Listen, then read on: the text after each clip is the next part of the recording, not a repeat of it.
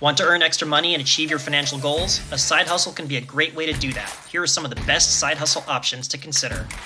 Number 1, online freelance work. From writing to graphic design, there are countless opportunities to earn money by freelancing online. Sites like Fiverr, Freelancer, and Upwork are perfect for this. Number 2, selling goods online. From handmade crafts to vintage finds, you can sell almost anything online on sites like Etsy or eBay.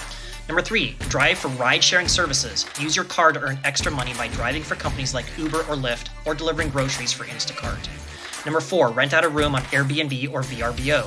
If you have a spare room, you can rent it out on Airbnb and earn extra money.